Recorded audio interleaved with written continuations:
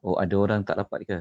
Ya Kak, ya sorry Ustaz. Ya Ustaz, sebab ada yang bekerja kan, jadi mereka tak dapat guna Zoom, jadi dia orang sendiri melalui Facebook lah. Okey. Dah ada dah. Okey, sekejap lagi kita pergi ke sana ya. Okey, kita mulakan Okey. majlis kita ya. Okey. A'udzubillahi minasyaitonirrajim. Bismillahirrahmanirrahim. Uh, Assalamualaikum warahmatullahi wabarakatuh. Sahabat-sahabat sekalian, Alhamdulillah pagi ini kita masih direzekikan oleh Allah untuk berada di majlis ilmu, nikmat yang tidak ternilai di mana Allah anugerahkan kita pada kesihatan, masa yang lapang, kita dapat belajar Al-Quran, kita dapat mengajar Al-Quran, kita dapat mengkaji Al-Quran, kita bertemu di sini kerana Al-Quran. InsyaAllah Allah akan menjadikan kita ketenangan di mana kita berkumpul majlis ilmu ni ya. InsyaAllah. So dengan ini pada tajuk yang untuk minggu ni pada ayat ke-67 dan seterusnya sangat-sangat orang kata sangat-sangat trigger lah Ustaz, sebab jawapan Allah pada golongan kiri ni kan, kenapa Allah bagi neraka tu pada dia orang kan. So tak sabar untuk Ustaz. Silakan Ustaz seterusnya insya-Allah. Tafadhal Ustaz. Bismillahirrahmanirrahim. Alhamdulillahillazi bi ni'matihi tatimmus shalihat. Wassalatu wassalamu ala Rasulillah wa ba'd. Assalamualaikum warahmatullahi wabarakatuh.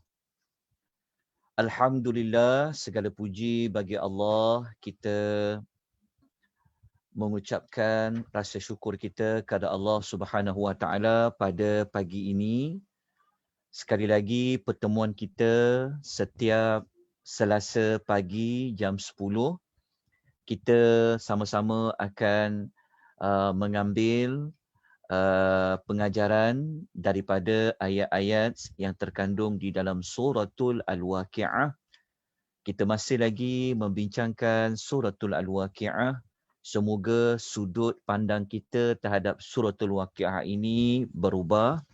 Kita nampak suratul Waqi'ah ini membawa kita kepada dimensi yang lebih luas. Bukan semata-mata kita membaca suratul Waqi'ah hanya untuk kita mencari pahala kepada membaca, tetapi kita juga ingin mengukuhkan keimanan kita kepada hari akhirat. Kita ingin mengukuhkan impian kita, cita-cita kita yang tinggi untuk kita dimasukkan oleh Allah Subhanahu Wa Taala ke dalam syurganya. Moga-moga kita dapat berada pada bersama-sama dengan golongan as-sabiqun as-sabiqun ataupun berada pada golongan kanan. Dan kita mohon kepada Allah agar menjauhkan kita daripada kita dimasukkan oleh Allah ke dalam golongan ashabul masy'amah, iaitu golongan kiri. Ayat yang kita akan bincangkan pada pagi ini seperti yang telah dimaklumkan oleh Kak Syidah sebentar tadi, kita akan masuk kepada ayat nombor 57. Jadi berdasarkan kepada nota, ayat nombor 57 kandungannya berada pada muka surat nombor 54. Cuba kita buka nota pada muka surat nombor 54. Bagi sesiapa yang masih lagi tidak mempunyai nota, bolehlah merujuk terlebih dahulu kepada Quran terjemahan.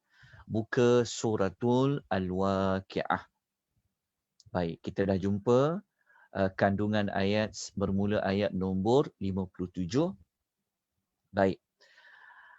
Ayat bermula ayat nombor 57, sebenarnya ayat 57 ini dia berada bersama dengan kumpulan ayat daripada 57. Kita akan bincang ayat nombor 57 sehinggalah ayat nombor 73. Ini dia panggil kumpulan ayat yang berada pada satu tema yang sama.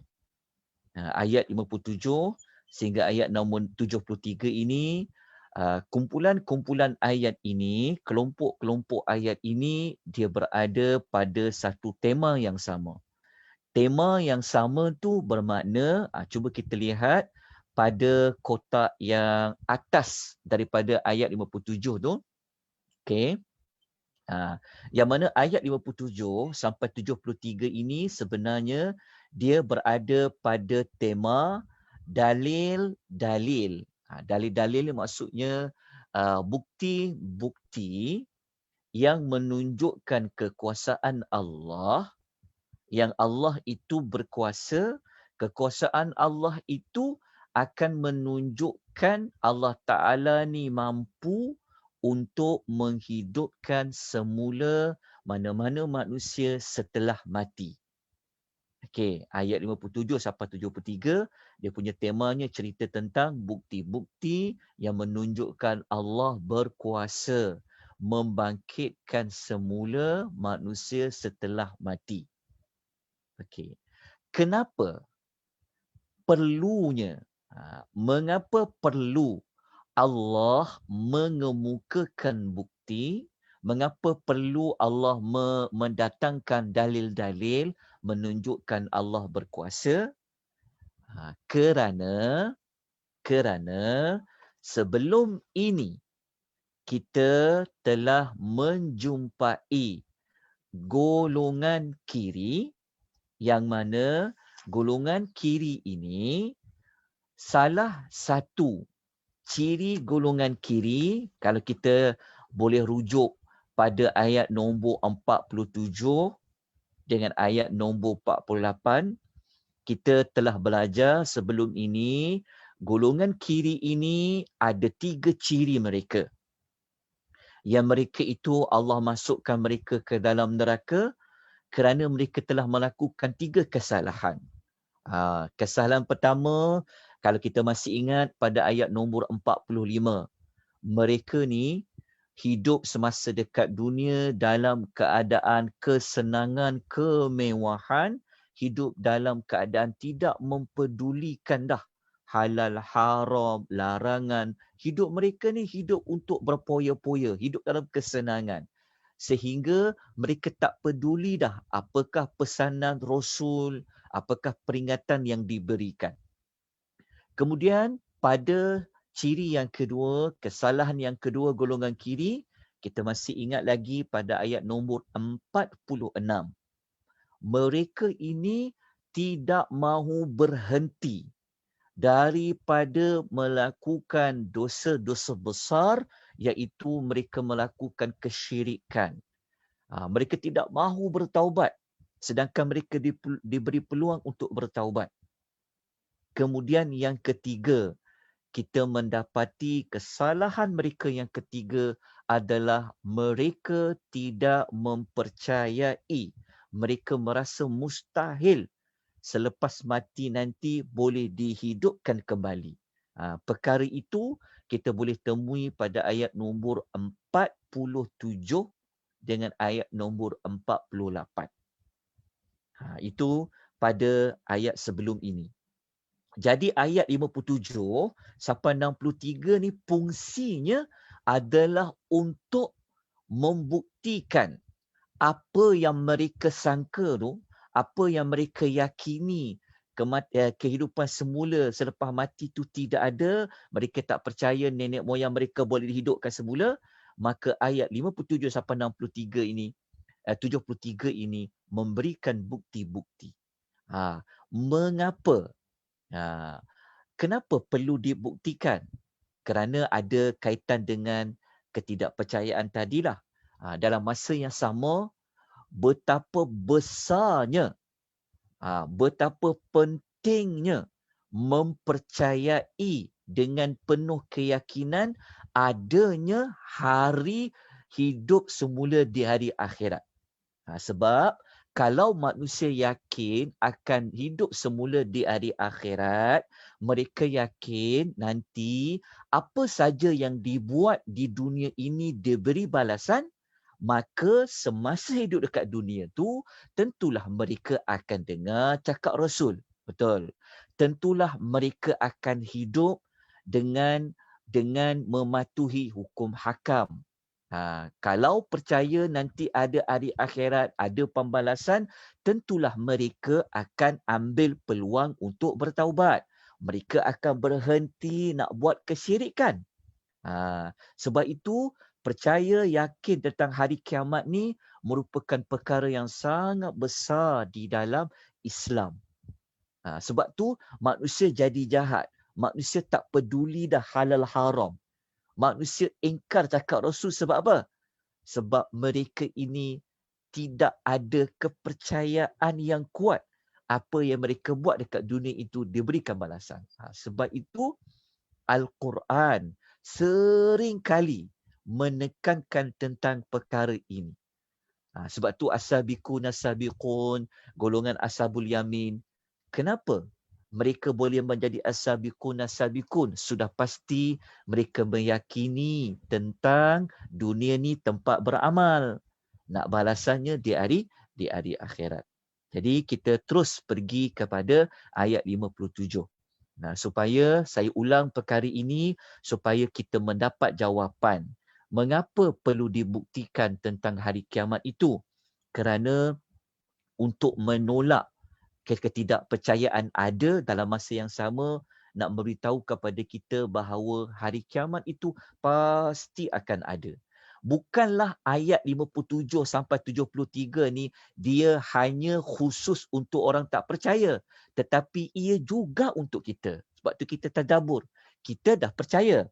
Tetapi apabila kita makin kita belajar, maknanya mengingatkan kita kembali, mengukuhkan lagi kepercayaan kita. Di situ kita dapat istifadah. Kita dapat pengajarannya. Okey, kita mulakan dengan ayat 57 hingga ayat 62. Okey. Ayat 57 sampai 62 ni ia kumpulan ayat 57, 58, 59, 60, 61, 62. Ada 6 ayat ni. 6 ayat ni dia berkaitan dengan perkara apa? Penciptaan awal manusia. Maksudnya ayat 57 sampai 62 ni dia cerita tentang penciptaan. Tema dia sebenarnya dia kaitan dengan manusia. Dia cerita tentang kehidupan manusia. Dia cerita pasal manusia dulu. Okey, ambil dia punya kata kuncinya cerita tentang manusia. Okey, pada manusia tu Allah cerita tentang penciptaan dia. Okey, penciptaan dia. Lepas tu Allah iringi dengan pengakhiran. Tengok itu maklumat dia. Dia topik dia pasal manusia. Okey, Allah cerita tentang macam mana manusia diciptakan dan bagaimana manusia itu akan ada pengakhirannya. Okey, dalil cerita tentang macam mana manusia itu diciptakan merupakan dalil ataupun hujah ataupun bukti yang menunjukkan nanti ada kehidupan semula di hari akhirat. Okey, kita dah nampak maklumat tersebut. Okey, lepas Allah cerita pasal manusia, okey, kita tengok Allah menyusun ayat. Lepas cerita tentang manusia, manusia hidup. Lepas tu kita akan jumpa nanti Allah cerita pasal tumbuh-tumbuhan. Okey, tumbuh-tumbuhan. Okey, tumbuh-tumbuhan ni tuan-tuan tulis dekat situ, dekat nota tu. Tumbuh-tumbuhan ni ia merujuk kepada makanan. Sumber rezeki yang manusia nak hidup. Ayat 57-62 cerita tentang macam mana manusia hidup. Tapi nak hidup perlu makan. Maka daripada sumber makanan itu adalah daripada tumbuh-tumbuhan. Sumber makanan daripada tumbuh-tumbuhan. Okey, ayat 63 sampai 67 cerita tentang tumbuh-tumbuhan. Ataupun dia sebenarnya sebagai apa? Sebagai makanan. Dia pasal makanan. Ada kaitan dengan manusia tadi. Nampak tak susunan dia? Okey, kemudian dekat tumbuh-tumbuhan ni sama juga. Allah cerita dua sudut. Pertama, Allah cerita tentang macam mana tumbuhan itu boleh tumbuh. Okey, tanam-tanaman tu boleh tumbuh. Dan Allah cerita nanti Sudut kedua ada pengakhiran dia. Tengok dua maklumat ni. Penting maklumat ni. Okey. Allah cerita tentang tanam-tanaman yang manusia makan untuk hidup. Okey. Tapi tumbuh-tumbuhan ni Allah cerita ada mula dia dan ada akhir dia. Okey. Sama juga. Manusia ada permulaan dia, ada pengakhiran dia. Tumbuh-tumbuhan ni ada permulaan dia, ada pengakhiran dia. Okey, kita tengok susunan ayat dulu. Okey. Jelas ya? Dekat situ. Jadi kita akan fokus kepada ayat 57 sampai 67. Itu sasaran kita pada pagi ini. Okey, kalau kita sempat habis, kita habislah. Tapi kita dapatkan dulu dua perkaitan. Okey, kalau ditanya, apa perkaitan Allah Ta'ala cerita tentang manusia, lepas tu cerita tentang tumbuh-tumbuhan. So kita nak jawab apa? Apa hubungan kait dia? Maka kita boleh jawab, tumbuh-tumbuhan tu kan sebagai sumber makanan. Jadi kalau dah cerita tentang manusia hidup, perlulah ada makanan. Jadi makanannya tentulah sumber utamanya daripada tumbuh-tumbuhan. Okey, jelas? Okey, lepas tu kalau ditanya lagi, dari mana sudut cerita tentang tumbuh-tumbuhan ni menjadi bukti ataupun dalil nanti manusia akan hidup semula di hari akhirat? Faham tak maksud dia? Maksud dia, di manakah relevan dia nak cerita tentang pokok tumbuh-tumbuhan tu tumbuh dikaitkan dengan hidup semula di hari akhirat. Di mana hujahnya? Di manakah kita kata perkaitan nak mengatakan bahawa nanti kalau mati boleh hidup semula? Hujah dia, cuba tengok pokok-pokok yang ditanam. Apa relevan dia dengan hari kebangkitan tu? Ni kita akan cari jawapan pada pagi ini. Itu jawapan yang kita akan dapatkan pada pagi ini. Tapi kita dah dapat jawapan kenapa selepas sebut manusia disebut tumbuh-tumbuhan? Kerana manusia nak hidup perlukan makanan. Tetapi kita belum lagi dapat jawapan apakah disebut tumbuh-tumbuhan itu dengan dikaitkan hujah untuk kehidupan semula. InsyaAllah nanti kita akan ceritakan. Okey, kita mulakan memasuki pada ayat nombor 57 secara khusus. Okey, buka pada muka surat nombor nota, muka surat nombor 55. Kita pergi kepada ayat nombor 57. Okey, ayat nombor 57 ini di nota itu saya telah letakkan tajuknya penciptaan manusia. Okey, saya minta kalau boleh tolong tambah sedikit di tepinya. Okey, cerita tulis kat situ permulaan. Permulaan kehidupan manusia. Permulaan dia. Sebab kita nak sebut nanti ada mula, ada akhir. Permulaan hidup manusia. Sebab apa? Sebab kita sekarang nak membuktikan, Allah nak membuktikan nanti hidup semula di hari akhirat. Okey, hidup semula di hari akhirat iaitu hidup semula daripada mati, selepas dimatikan itu hidup yang keberapa? Maksudnya hidup semula di hari akhirat, hidup yang keberapa bagi manusia? Kita dah belajar sebelum ni. Masih ingat tak? Hidup yang keberapa? Keempat. Hidup yang keempat. Masya Allah. Okey, yang lain hidup yang keberapa? Kedua. Hidup yang keberapa? Kedua. Hidup yang kedua. Yang Kedua. kedua. Okey, ataupun dalam erti kata lain, soalan saya adalah berapa kali manusia ni hidup, berapa kali manusia ni mati? 2 kali hidup, 2 kali mati. 2 Baiklah. kali hidup, 2 kali mati. 4 Okey. kali. Okey. 2 kali hidup tu, hidup yang pertama bila? Di mana? Alam Hidup. dunia yang pertama. Okey, Barzakh. alam dunia yang pertama. Okey, benar. Hidup yang Alam kedua, akhirat 2. alam akhirat yang kedua. Alhamdulillah. Okey, kalau mati yang pertama, Mati di dunia. mati selepas hidup di dunia.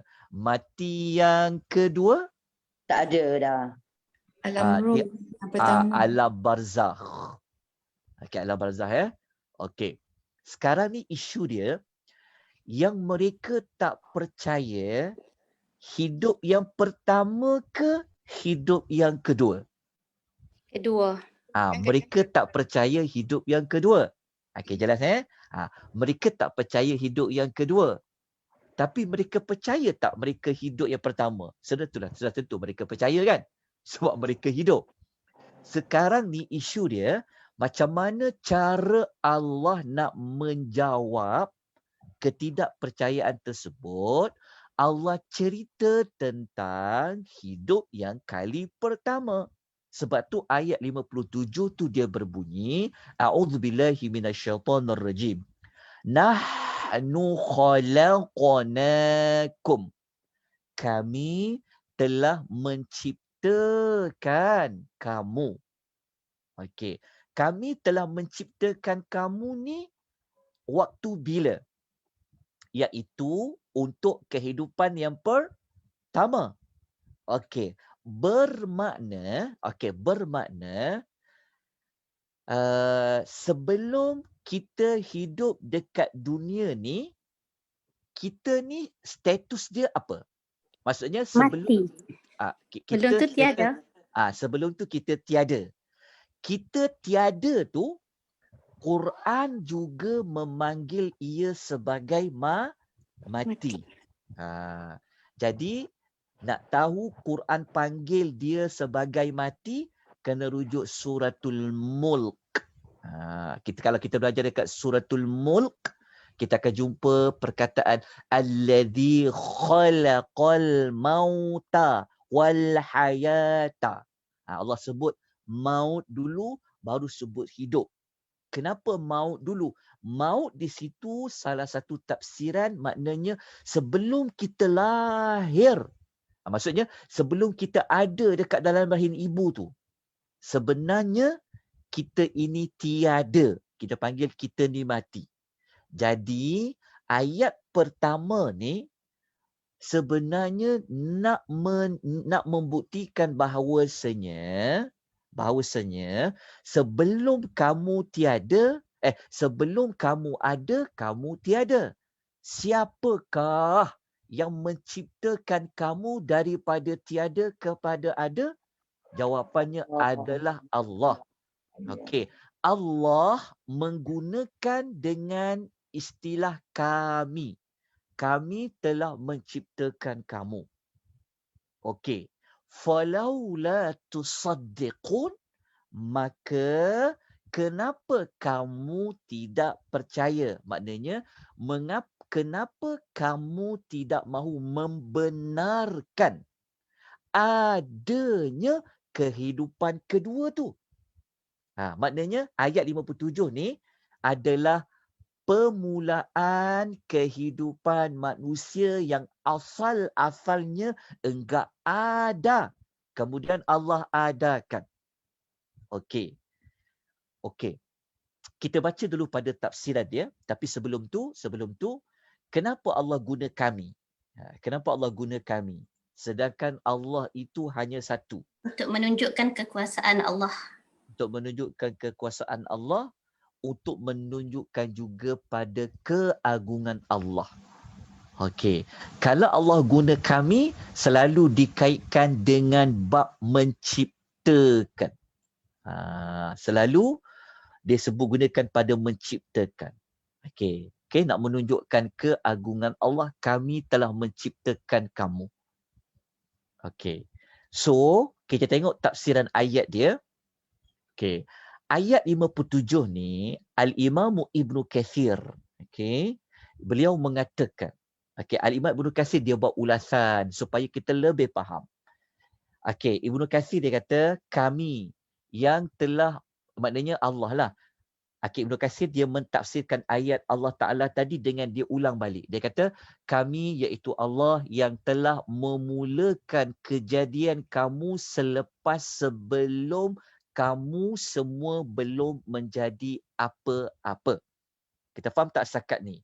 Okey, lepas tu Ibnu Katsir kata lagi, apakah Tuhan yang berkuasa menjadikan sesuatu permulaan berkuasa juga untuk mengembalikannya semula? Maknanya, apakah Tuhan yang berkuasa menjadikan sesuatu itu pada permulaannya berkuasa untuk menghidupkan kali yang kedua? Faham tak maksud ayat ni? Maknanya, ayat nombor 57 ni, Allah Ta'ala nak bagi tahu bahawasanya, okey, kalau kamu mengakui bahawa Allah itu yang menciptakan kamu sebelum ni tak ada, okey, Allah yang sama jugalah yang ciptakan kamu mula-mula kali pertama, dia jugalah yang sama yang akan menghidupkan kamu kali kedua. Okey, itu kita faham. Okey. Apakah relevannya lagi? Allah mengemukakan isu mencipta kali ke pertama. Okey, relevan dia, munasabah dia, okey, macam ni. Okey, kalau saya tanya, kalau kita fikir, okey, waktu kita nak hidup kali kedua di hari akhirat, maksudnya setelah kita mati, Allah akan hidupkan balik kita untuk dibangkitkan di hari akhirat. Okey, dalam dua situasi tu, okey, antara nak ciptakan kita kali pertama dengan ciptakan kita pada kali kedua, dalam dua kehidupan tu, mana lebih susah? Maksudnya, mana lebih sukar untuk hidupkan kali pertama dengan hidupkan kali kedua? Mana lebih susah? Hidup kali pertama lah susah Ustaz. Kali kedua tu lebih mudah sebab dah ada ciptaan, pernah mencipta. Pernah mencipta. Okey, lagi. Sebab apa kali pertama tu susah? Sebab apa kali pertama nak ciptakan kita susah? Sebab mula daripada penciptaan Nabi Adam dahulu. Kan jadikan dari panas semua. Daripada Okey, tak betul. ada kepada ada. Okey. Waktu cipta macam ni. Kehidupan kali kedua, adakah perlu cipta roh yang lain? Tak perlu. Tak perlu. Tak perlu. Guna roh yang mana? Roh yang sama. Roh yang kali pertama. Roh kali pertama. Okey. Waktu hidup kali kedua, adakah perlu cipta bentuk tubuh badan yang baru? Tak payah. Tak perlu. Tak perlu. Sebab apa? Dihidupkan Dah semula ada. dengan tulang sulbi itu saja. Ya. Macam biji benih. Okey. Masa kita hidup kali kedua, Allah Ta'ala guna tulang yang baru ke? Tak, dikumpulkan tulang yang lama. Allah menggunakan tulang-tulang yang masa kita ada dalam perut ibu tu. Tulang yang kat badan kita semua ni, ada tulang itu jugalah yang Allah akan gunakan kehidupan kedua. Makna erti katanya, erti katanya, sudut nak faham dia, hidup kali kedua tu bukan cipta yang baru. Hidup kali kedua tu, dia cuma cantumkan semula. Faham tak? Cantumkan semula. Gabungkan yang dah hancur-hancur tu. Tak perlu cipta roh yang baru. Roh yang sama itulah. Yang roh yang sama masa dalam perut ibu tu, itulah roh yang sama nanti yang Allah akan gunakan semula. Dalam erti kata lain, waktu nak cipta kita kali pertama dalam perut ibu tu sebenarnya itu lebih susah daripada yang kedua. Bagi Allah tidak ada sebarang sedikit pun susah. Jangan salah fahamlah. Okey, bukan saya kata susah tu Allah ada susah, tidak. Tapi nak menunjukkan bahawa sebab waktu kita dalam perut ibu kita, Allah cipta perlukan apa? Perlukan darah yang baru, betul tak kan? Darah, lepas tu perlu dicantum apa? Perlu ada tumbuh daging-daging, betul tak? Lepas tu perlu ada tulang-tulang, betul tak? Lepas tu perlu cipta roh. Nak cipta roh ni bukan senang. Benda yang besar. Berbeza nak hidup semula di hari akhirat. Waktu nak hidup semula nanti di hari akhirat, tak perlu guna roh yang baru. Guna roh yang sama. Tulang itu Allah Ta'ala cuma cantumkan semula sahaja.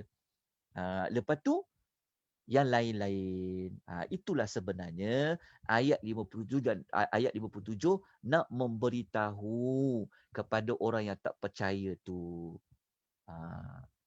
Jadi mudahnya erti kata, kalau tuan-tuan jumpa di dalam ayat Al-Quran yang Allah menyebut tentang cipta manusia daripada satu peringkat kepada satu peringkat tu sebenarnya ayat-ayat itu sebenarnya digunakan juga untuk menunjukkan bahawasanya kehidupan manusia ini dia berubah daripada satu fasa kepada satu fasa. Macam kita hidup nanti di hari akhirat lah. Mula-mula hidup, mati, hidup semula. Itulah perubahan-perubahan dia. Okey. Ayat 57 ni saya harap dah boleh jelas. Saya tak perlu nak ulas berulang-ulang kali. Kita dah faham dah jawapan dia. Jadi ayat 57 ni sebenarnya penciptaan yang pertama, maksudnya Allah yang menciptakan kali pertama itulah yang akan menghidupkan semula yang telah mati pada kali yang kedua itu. Itulah sebenarnya dalil yang Allah Ta'ala nak kemukakan pada ayat 57. Faham ya? Okey. Kalau nak kukuhkan lagi, nak kuatkan lagi ayat 57 ni, kita kena tengok dalam ayat yang lain lah. Kalau ayat yang lain, kita akan lebih nampak lagi penghujahan itu. Kalau kita baca dalam surah Rum, ayat 27, kita akan jumpa Allah Ta'ala bagi tahu jawapan. Allah Ta'ala kata, وَهُوَ الَّذِي يَبْدَأُ الْخَلْقَ. Dialah yang memulakan kejadian makhluk, summa yu'idu. Dia jugalah yang akan mengembalikan. Okey. Kemudian dalam suratul Al-Anbiya ayat 14, kama bada'na awwala khalqin nu'idu, sebagaimana kami memulakan wujudnya sesuatu kejadian, maka Allah kata nu'idu, kami jugalah yang akan ulangi semula wujudnya. Okey, kalau kita baca pada surah Yasin ayat 79, Allah Ta'ala kata, Qul yuhyihalladzi ansha'aha awwala marrah. Ini Allah Ta'ala cerita macam mana Allah cantumkan tulang-tulang tu. Jadi Allah Ta'ala kata, tulang-tulang yang dihancurkan itu akan dihidupkan, dihidupkan semula oleh Tuhan yang telah menciptakan dia kali pertama.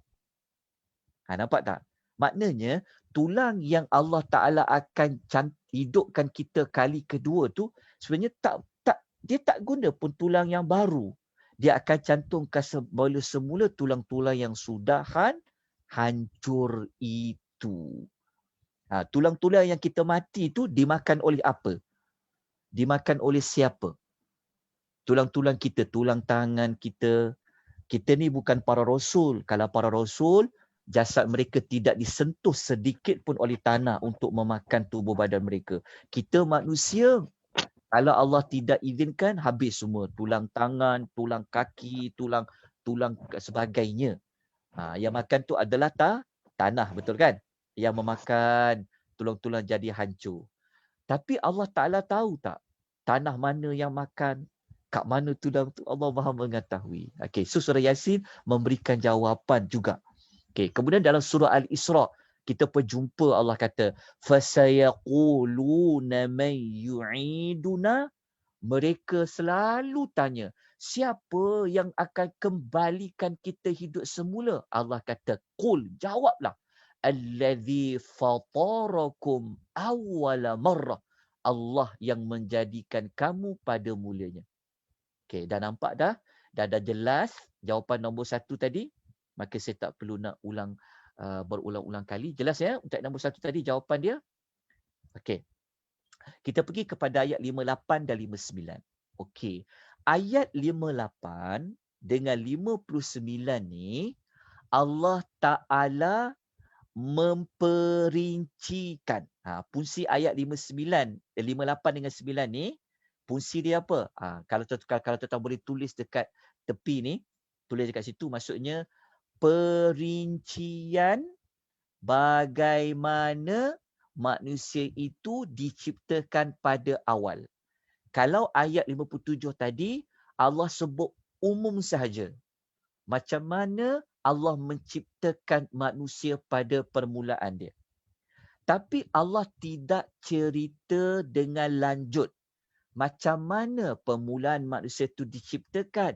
Dia dicipta dari apa, kemudian jadi apa, kemudian jadi apa. Allah Ta'ala tidak ceritakan pada ayat 57. Tetapi apabila sampai ayat 58, sampai 59 ni, Allah mengemukakan satu contoh macam mana permulaan manusia tu dia diciptakan. Tetapi contoh yang Allah Ta'ala bagi ni, contoh yang manusia itu dia memang tidak boleh menafikan lagi. Kalau ayat 57 tadi, memang jawapan dia macam betul lah. Sebelum ni tak ada. Kemudian Allah menciptakan.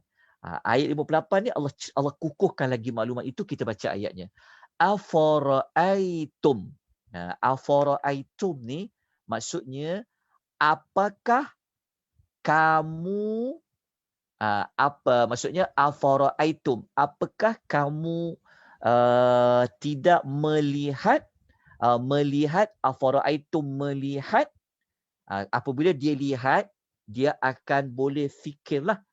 Ma tumnun ni maknanya yang kamu pancarkan. Ma ni apakah kamu tidak melihat yang telah kamu pancarkan? Yang kamu pancarkan ni apa? Yang kamu pancarkan ini dia merujuk kepada air mani. Tidak ada mana-mana air mani yang keluar daripada lelaki dan perempuan. Dia mesti dalam bentuk ia dipancarkan, ia dipancutkan. Di sains ni kita belajar dekat sini. Okey. Ayat ni, kalau orang yang dia tak percaya Allah Ta'ala ni berkuasa kan. Allah Ta'ala bawa satu contoh je. Allah kata, korang tengok ke? Korang tak fikir ke? Engkau lihat ke? Air mani yang terpancar. Yang terpancar ke dalam rahim perempuan tu, rahim ibu tu. Korang tengok ke? Kau pernah fikir tentang air mani yang terpancar tu? Betul kan? Sebab kita sendiri hatakan perempuan yang mengandungi rahim itu sendiri pun dia tak nampak. Betul tak? Lelaki tu pun dia pun tak nampak. Okey, tapi dalam ayat ni Allah nak sebut pada permulaan pada air mani yang dipancarkan. Okey, lepas tu apa kaitan ayat 58 ni lagi? Lepas tu Allah Ta'ala kata, antum, adakah, Hamzah ni fungsinya untuk bertanya. Adakah antum, adakah kamu, takhluqunahu, kamu yang menciptakannya. Menciptakannya merujuk kepada apa? Menunjukkan kepada air mani tadi. Allah ciptakannya tu maksudnya proses air mani tu nak jadi manusia. Okey, ayat 58 dia cerita tentang korang melihat ke air mani yang dipancarkan itu? Lepas tu Allah Ta'ala kata, apakah korang yang menciptakan dari air mani itu menjadi manusia? Am nahnul khaliqun, atau kami yang menciptakan dari air mani itu menjadi manusia? So macam mana nak jawab? Maksud dia, kalau orang yang membangkang tu, sebab semua orang tahu, kan? Tak ada orang boleh menafikan tentang bab ini. Jadi kita baca tafsiran ayat supaya kita lebih dapat pengukuhan dia. Dari sudut mana air mani itu? Kita tengok, kita baca Ibnu Kathir kata apa. Okay, kalau kita baca ulasan Ibnu Kathir, kenapa kita perlu lihat tafsiran ayat supaya kita tak tersalah faham? Okay, Ibnu Kathir dia mengulas. Dia kata, adakah kamu yang mengukuhkannya? Maknanya kan air mani itu dia mesti berada di dalam rahim perempuan, kan? Kita panggil ovum dengan sperma, itulah istilah dia tu. Maksudnya Allah Ta'ala kata, korang ke yang jaga air mani tu? Korang ke yang mengukuhkan air mani tu dan menciptakannya di dalam rahim, ataupun Allah yang telah menciptakannya? Sudah tentu jawapan dia apa? Dahlah tak nampak, dah tak pernah melihat, betul tak? Apatah lagi untuk menciptakannya. Kan? Air mani lelaki dengan air mani perempuan yang bercampur. Tu dalam surah Al-Insan. Amsyajin. Amsyajin tu dia bercampur. Macam mana Allah campurkan? Betul tak? Ini semua kerja Allah. Benda yang dalam rahim tu, siapa yang nampak? Afara'aitum? Apakah kau melihat? Kat situ pun kau dah tak boleh jawab, kan? Kalau orang tak percaya ni, kat situ pun kau tak boleh jawab. Kenapa kau tak percaya Tuhan boleh berkuasa untuk hidup semula? Kuasa hidup semula tu tak perlu guna air mani pun. Tak perlu cipta pun guna air mani dah. Sebab kamu dah sedia ada. Kali pertama. Air mani tu pun kau tak tengok macam mana dia berfungsi, macam mana dia bercantum. Kan? Korang ke yang hidupkan manusia daripada air mani tu? Ataupun kami, kata Allah Subhanahu Wa Ta'ala. Jadi, agak-agak mereka akan setuju tak? Mereka akan percaya tak? Dalam bab ni sebenarnya mereka tak ada jalan. Mereka tak ada ruang pun untuk tidak mahu percaya. Mereka kalau sombong. Kalau sombong, habislah. Bagilah alasan apa pun. Okey, kita tengok ayat lain. Ayat lain yang mengukuhkan lagi pada ayat 58 dengan 59. Jadi kalau kita baca ayat 58, 59 ni kan, dia mengingatkan kita asal-usul kita daripada apa? Daripada air yang telah dipancarkan. Jangan lupa tu, asal-usul kita, kita ni tak ada apa-apa pun di sisi Allah. Rupa paras kita, harta kita, latar belakang kita, jawatan kita, kita ni sama je di sisi Allah. Sama macam orang lain. Jangan pandang orang lain itu rendah. Jangan pandang orang lain itu tidak ada apa-apa. Dia berasal dari air mani, kita juga berasal daripada air mani. Okey, Suratul Nahli ayat 4, Allah Ta'ala sebut khalaqal insana min nutfatin. Dalam Suratul Nahli kita akan jumpa apa yang dipancarkan itu. Allah guna nutfah. Allah kata dia telah menciptakan manusia daripada air benih, iaitu nutfah, iaitu air mani. Tiba-tiba dia menjadi seorang pembantah.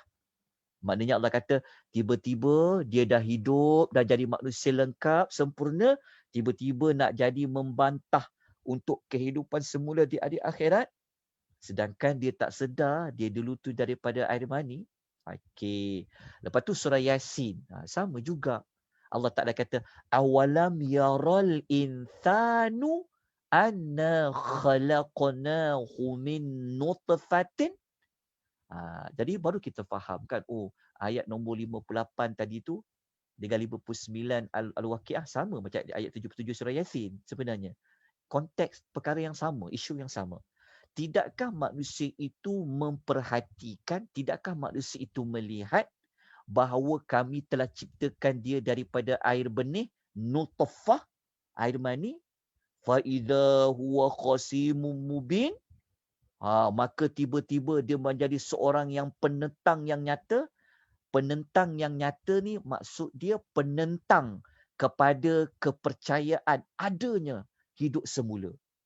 Tapi dia tak sedar, dia tak tengok, dia tak kenang semula. Dia tak imbau balik yang dia tu asal-asalnya tak ada. Dia diadakan daripada air mani. Okey, jelas tak? Ayat 58 dengan 59. Jelas ya? Dekat sini. Okey. Kemudian ayat nombor 5, ayat nombor 60. Ayat nombor 60 ni boleh tak tuliskan dekat penghujung ayat nombor 60 ni, letak dalam kurungan, tak kisahlah di mana-mana.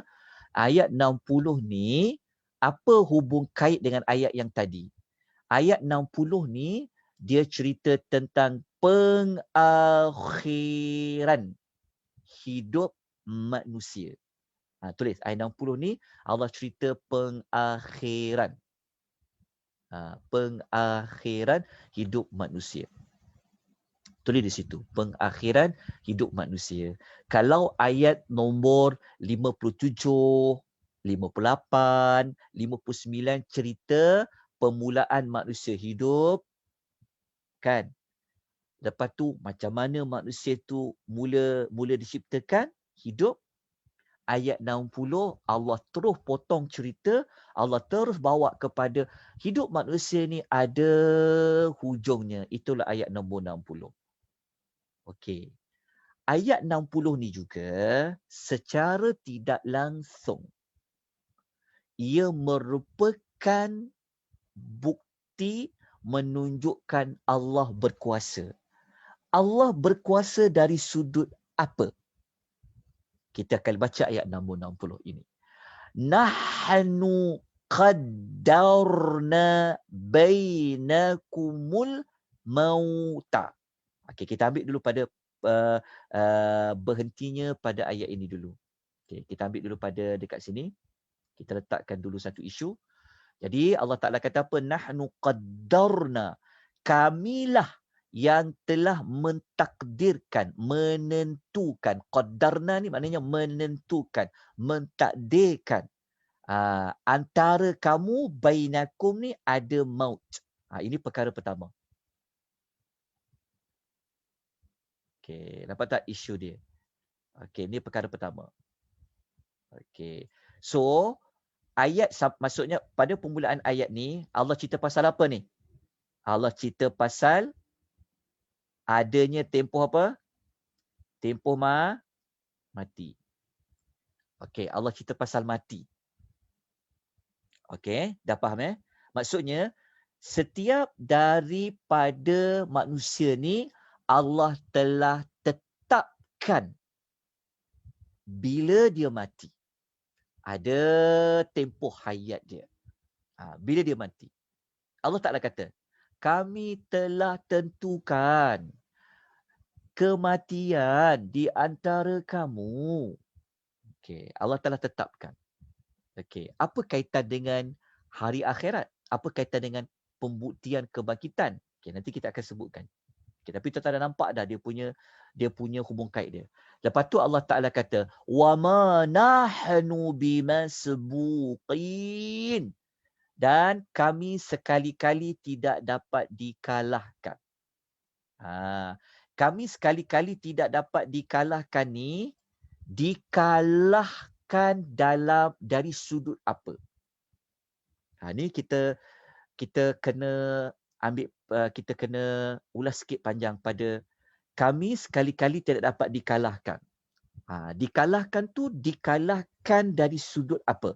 Dalam perkara apa? Okey. Kalau kita ambil ayat wama nahnu bimasbuqin ni, sebab dia duduk pada ayat 60, maknanya kami sekali-kali tidak dapat dikalahkan. Dikalahkan dengan apa? Dikalahkan dengan menentukan manusia ni mati pada waktu bila. Maknanya ayat nombor 60 ini dikalahkan itu dikaitkan dengan takdir bila seseorang itu mati. Itu maksud yang pertama. Tulis. Dikalahkan tu maksudnya Allah bagi tahu kami sekali-kali tak akan dapat siapa boleh tewaskan kami. Siapa boleh lawan kami dalam menentukan bila manusia ini mati. Itu maksud yang pertama. Okey. Kenapa saya kata ada maksud pertama? Kerana nanti ada maksud yang kedua. Kita baca ayat berikutnya. Okey, kita lihat dulu huraian ayat ini. Kita lihat terlebih dahulu huraian pada ayat yang nahnu qardadna bainakumul mauta. Okey. Okey ya. Kita lihat dulu. Okey, ayat 60 ni dari sudut mana kekuasaan Allah? Okey, kalau kita nampak kan, dari sudut mana kekuasaan Allah? Dekat sini. Kalau kita fahamlah, dari sudut mana kekuasaan Allah? Boleh bagi satu dua pendapat, jawapan? Allah berkuasa untuk mematikan manusia. Okey, Allah berkuasa mematikan manusia. Betul, Datin Nurlin. Okey, ada siapa-siapa tak yang boleh halang Allah daripada mematikan manusia? Jawapannya Tak. tidak ada lah kan? Betul tak? Tak ada. Tak ada. Tak ada. Tak ada. Untuk mematikan manusia. Okey. Maknanya, orang yang tak percaya hari kiamat ni, dia sebenarnya dia tak percaya kat mana. Dia ada kaitan. Dia juga tak percaya Allah tu berkuasa. Betul tak? Kan? Mungkin macam ni. Mungkin ada orang, dia tak percaya hari kiamat tu, dia tak percaya pada sudut kiamat tu, tapi dia terlupa yang ciptakan kiamat tu, yang ciptakan orang hidup sama mati tu adalah Allah. Jadi secara tak langsung, apabila dia tak percaya ada hidup semula lepas mati, maknanya dia tak percaya Allah tu berkuasa. Jadi Allah bagi tahu, kalau kau ingat, Allah bagi tahu dalam bahasa mudah yang saya nak terangkan adalah, kalau mati pun, korang tak boleh kalahkan kami, korang tak boleh lari daripada mati, mengikut tempoh-tempoh yang telah kami tetapkan. Kenapa korang boleh kata kami tak berkuasa nak hidupkan semula orang yang dah mati? Okey, dalam erti kata lain, kata lain lah. Okey, mula-mula hidup, lepas tu mati. Hidup, lepas tu mati. Ada perbezaan keadaan tak? Ada perbezaan keadaan tak? Ada perbezaan kan? Mula-mula hidup, lepas tu mati. Berubah daripada satu situasi kepada satu situasi. Mula-mula hidup, lepas tu mati. Nampak tak? Jadi, dalam erti kata lain, Allah Ta'ala kata, korang tidak boleh maksudnya Allah Ta'ala kata, maksudnya adalah, kalau korang tidak boleh menghalang kami daripada mengubah kamu daripada kamu mula hidup kepada mati, kamu tak boleh ubah, kamu tak boleh lawan kami, mengubah kamu daripada satu keadaan kepada satu keadaan. Kenapa kamu boleh tak percaya kami boleh mengubah manusia daripada mula-mula mati, kemudian kami hidupkan balik? Kan daripada satu keadaan kepada satu keadaan. Sama juga, korang mati, lepas tu korang hidup. Korang hidup, kemudian kamu mati. Nampak tak cara Allah mengemukakan hujah? Kalau mati pun kamu tak boleh nak lari, kamu tak boleh nak lawan kami, wa ma nahnu bimasmuqin, kan? Akan kekuasaan itu, kenapa korang boleh tak percaya kami berkuasa untuk menghidupkan semula orang yang dah mati? Okey, itu kita akan ambil pada ayat berikutnya jugalah. Okey, kita dah faham ayat 60 ni. Kita lihat ulasan ayat dia. Okey. Kita lihat dulu pada ayat ni. Apa maksud Allah telah tentukan kematian di antara kamu ni? Kita tahulah setiap orang ada ajalnya. Okay, tetapi kita tengok ulasan dia. Ketentuan tu menentukan macam mana kematian tu. Menentukan macam mana. Okay, kita lihat tafsiran yang dibuat oleh Asy-Syanqiti dalam Adwa'ul Bayan. Okay, beliau mentafsirkan ayat ni, dia ulas. Dia kata, sebahagian ulama berkata, maknanya Asy-Syanqiti, seorang ulama tafsir contemporary, beliau telah menukilkan kata-kata ulama yang terdahulu. Dia bawa pendapat Al-Imam At-Tabari.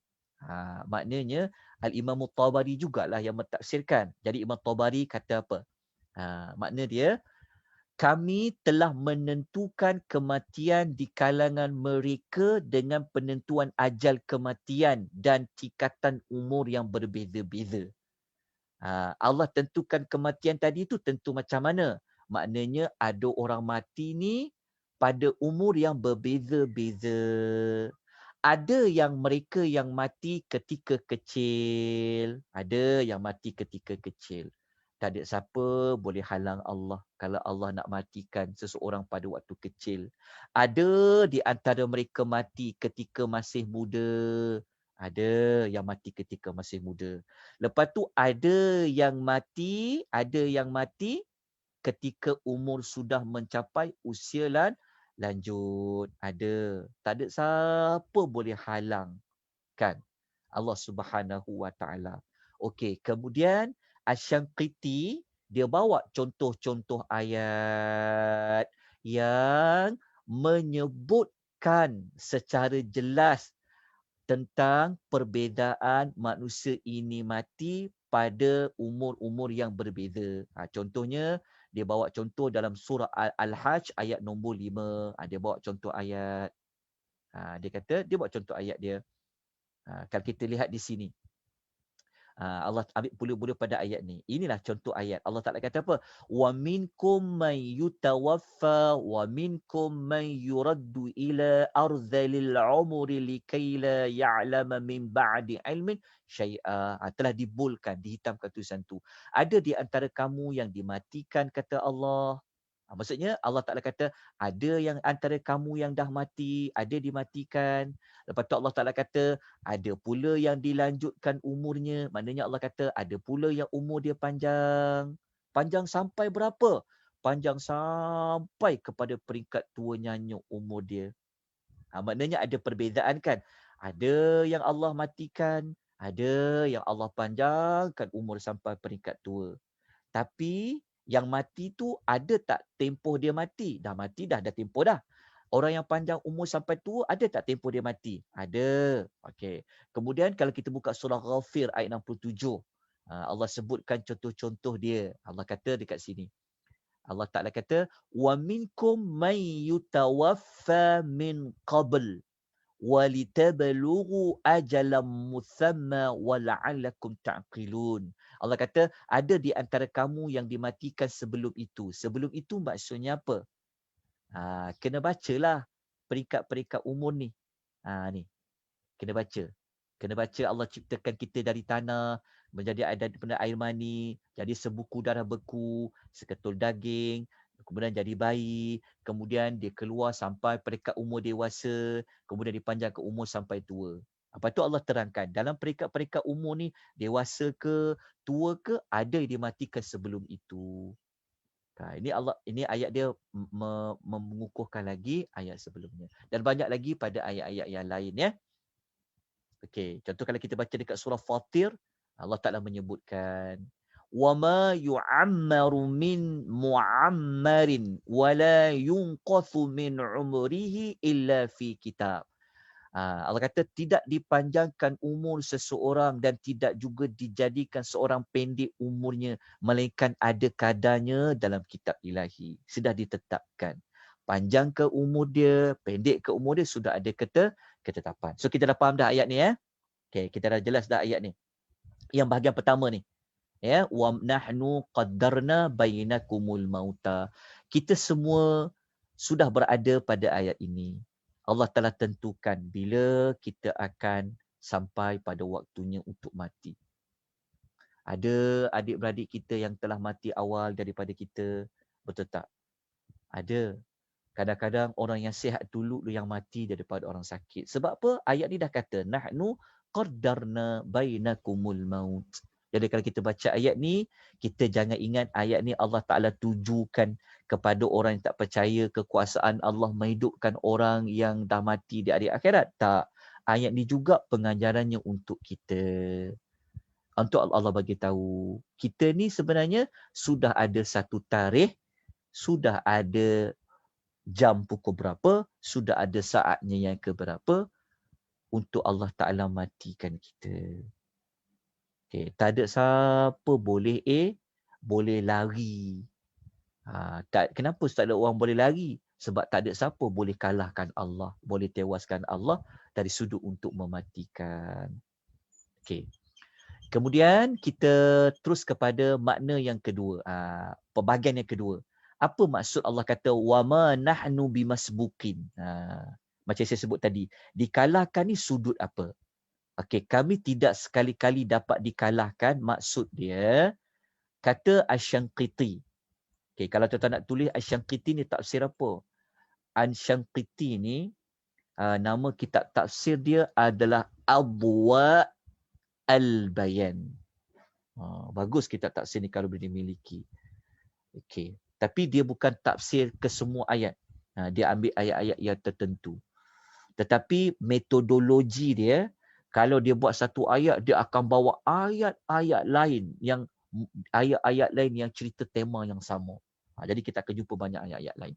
Baik, kita tengok apa ulasan pada ayat kami tidak sekali-kali dapat dikalahkan. Apa makna dia? Kata Al-Imam Asy-Syanqiti dalam tafsirnya rahimahullah, beliau mengatakan kami tidak dikalahkan atas apa yang telah kami tentukan terhadap ajal-ajal mereka dan had-had umur mereka. Ini kita faham kan? Okey, lepas tu diulas lagi. Maka tidak ada seorang pun yang dapat mempercepatkan kematiannya jika kami telah lewatkan ajalnya. Dan tak ada seorang pun yang dapat melewatkan ajalnya jika kami telah awalkan ajalnya untuknya. Maknanya, yang maksud tak dapat mengkalahkan tu maksudnya tak ada siapa boleh awalkan kematiannya, tidak ada orang boleh mengakhirkan kematiannya. Buatlah macam mana sekalipun. Kalau Allah kata dia mati pada hari Rabu pukul 10 pagi, tak ada siapa boleh tukarkan mati hari Khamis jam 12 tengah hari. Dia tetap akan mati pada hari Rabu pada pukul 10 pagi. Tak ada siapa boleh awalkan dia mati pada hari Selasa jam 10 pagi. Tak ada siapa boleh buat. Lepas tu Al-Imam Asy-Syanqiti ni dia bawa contoh-contoh ayat yang pada ulasan dia ni, dia bawa contoh-contoh ayat. Dia bawa contoh ayat surah Al-A'raf ayat 34. Allah mengatakan apa? فَإِذَا جَاءَ أَجَلُهُمْ لَا يَسْتَأْخِرُونَ سَاعَةً وَلَا يَسْتَقْدِمُونَ. Dia kata, maka apabila telah sampai ajalnya. Ajalnya maksudnya telah sampai masa hadnya, mereka tidak dapat menangguhkan. Tak dapat nak akhirkan. Walaupun sesaat. Lepas tu mereka pula tidak dapat nak mempercepatkannya pun tak boleh. Okay. Ambil ayat lain dalam surah Nuh ayat 4.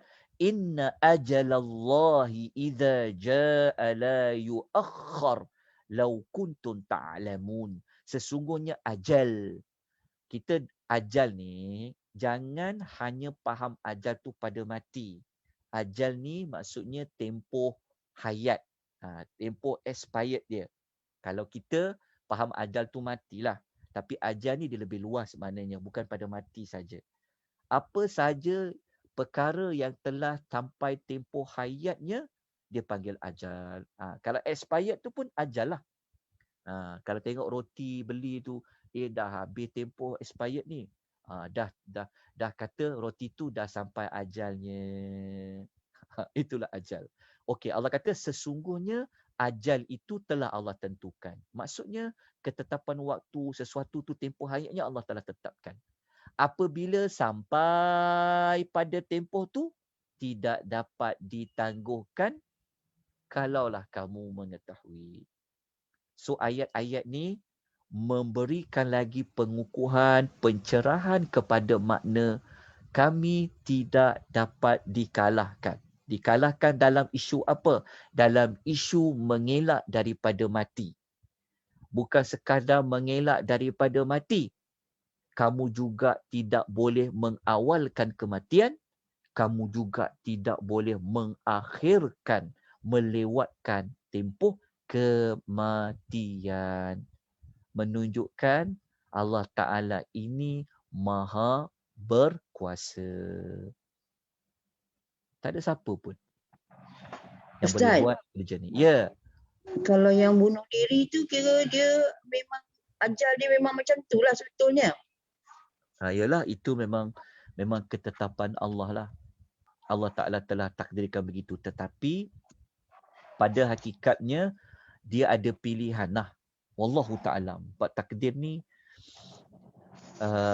besar isu kalau kita pasal takdir. Tapi itu memang takdirnya lah telah Allah tetapkan. Dia memang berkaitan dengan takdir. Tapi takdir itu dia ada kaitan juga dengan asbab dia jugalah. Kita wallahu ta'alam. Maksudnya mati tu memang Allah telah takdirkan. Kalau kita belajar hadis, apabila seseorang itu Allah Ta'ala telah tetapkan kematian dia, Allah Ta'ala akan buat dia mati macam tu. Dia memang kaitan dengan takdir lah. Tetapi perbuatan itu, iaitu yang dikaitkan. Allah suka tak ataupun Allah tidak suka. Allah boleh mentakdirkan. Allah Ta'ala boleh ubah takdir itu untuk dia mati dalam keadaan dia tidak bunuh diri. Allah boleh ubah. Sebab tu kalau kita belajar takdir, mati itu pasti. Itu mati satu takdir yang tak boleh diubah. Tapi untuk takdir mati ini, pada tempoh hayat dia, ada lagi ruang untuk Allah panjangkan umur. Sebab kalau kita belajar takdir, kita kena tahu tentang isu, dia ada 4 rukun. Dia telah tertulis, berkaitan dengan ilmu Allah, berkaitan dengan kekuasaan Allah, berkaitan dengan kehendak Allah. Allah berkehendak kan? Allah boleh buat tak apa yang telah ditakdirkan? Macam ni kan? Takdir itu kan Allah tetapkan. Betul tak? Allah boleh buat dia ditakdirkan, Allah boleh tak dia buat untuk tak nak takdirkan macam tu? Boleh kan? Jadi itulah pasal takdir. Sebab tu kerja kita doa. Kan contoh macam kenapa ada doa minta panjang umur? Tak dia kaitan dengan takdir. Mati tu tak boleh lagi lah. Tapi ya takdir ni dia di bawah kekuasaan Allah untuk Allah ubah. Mati memang itu takdir yang tetap dah. Kiamat tu memang takdir tetapkan. Dunia binasa memang takdir tak boleh diubah dah. Cuma perubahan-perubahan dari sudut apa? Kat situ sebab tu takdir ni dia di bawah kehendak Allah, iradatullah. Kalau kita minta pada Allah, mungkin Allah boleh ubah sebab takdir tu dia berada di tangan Allah, kekuasaan Allah Subhanahu wa taala. Allah Maha berkehendak. Jadi kat situ ya, kita kena faham. Dia kat situ. Jelas. Maknanya dia ada juga terikat dengan usaha. Cuma Allah izinkan ke Allah tak izinkan, itu terserah kepada Allah Azza wa Jalla. Wallahu taala alam.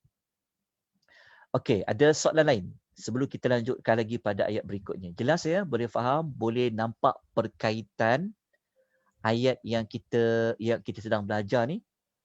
Okey. Jadi kita terus pada ayat yang berikutnya. Ayat yang berikutnya, ayat nombor 1 ni saya letak tajuk pengakhiran kan. Boleh juga sama macam ayat nombor 60 tadi. Mati tu pengakhiran lah. Mati tu adalah pengakhiran. Tapi kalau dekat sini, saya minta tolong baiki. Yang dekat sini, saya minta tuan-tuan tulis tajuk lain. Ayat nombor 1. Ayat nombor 1 ni tulis dekat sini adalah kehidupan yang baru. Dekat sini. Ini adalah kehidupan yang baru, bukan pengakhiran. Sebab ayat 60 tadi tu cerita pasal mati. Mati ni adalah akhir hidup kita, habis. Tapi ayat 61 ni, dia dah masuk cerita ada manusia hidup semula. Dia ayat 61 ni dia cerita tentang ada manusia yang hidup. Ayat 61 ni bukan cerita manusia yang mati. Ayat 61 ni cerita manusia yang hidup. Kalau ayat 60 cerita tentang manusia yang mati, ayat 61 cerita tentang manusia yang hidup. Kalau ayat nombor 59, 58 dengan 57 tadi cerita tentang manusia mula-mula hidup dekat dunia. Lepas tu ayat 60 nanti sampai waktu mati. Itu ayat nombor 60. Ayat nombor 61 ni dia cerita tentang manusia hidup.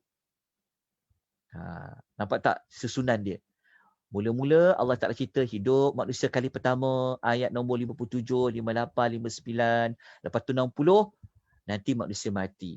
Ayat 61 cerita tentang kehidupan manusia. Kita baca ayat nombor 61 dulu. Ala an nubaddila amthalakum wa nunsyi'akum. Okey. Fima la ta'lamun. Jadi dua isu kat sini. Amthalakum, nubaddila amthalakum dengan wa nunsyi'akum. Okey. Nubaddila amthalakum ni maksudnya adalah Allah dia berkuasa untuk menggantikan orang-orang yang serupa dengan kamu. Okey, ambil nubaddil ni maksudnya menukar. Kan tadi ayat 60 manusia mati. Manusia tu dia mati. Ayat 61 Allah Ta'ala bagi tahu, Allah Ta'ala ni dia berkuasa untuk jadikan orang lain yang sebiji, serupa dengan orang yang dah mati tu. Okey, ambil dulu maklumat tu. Okey. Lepas tu Allah Ta'ala kata wa nunsyi'akum fima la ta'lamun. Allah berkuasa, nunsyi'akum maksudnya mencipta yang baru. Okey, menciptakan kamu dalam bentuk kejadian. Ni menciptakan maksudnya pada fizikal, pada jasad dia tu kan, yang kamu tidak ketahui bentuk dia. Maknanya ayat ni Allah bagi tahu, tapi kita jangan terputus menghubungkan ayat 61 ni dengan ayat-ayat yang sebelumnya. Sebab dia duduk di bawah kumpulan ayat yang nak membantah orang yang kata dah masuk dalam kubur tu boleh hidup semula. Jadi kita jangan kita lepas pandang yang maklumat yang sebelum ni. Supaya kita kena faham ayat 61 ni. Apa perkaitan dia? Jadi Allah bagi tahu ayat 60 tadi kan, kalau manusia dah mati kan, dah mati ikut tempoh ajal dia kan. Tak ada siapa boleh kalah, tak ada siapa boleh awalkan, tak ada siapa boleh akhirkan. Okey. Lepas tu ayat 61 ni Allah menunjukkan dia berkuasa. Okey, dia boleh ciptakan orang lain, okey, yang sama macam orang yang dah mati tu. Lepas tu Allah boleh ciptakan dalam bentuk kejadian yang kita tak ketahui bagaimana Allah nak bentukkan dia.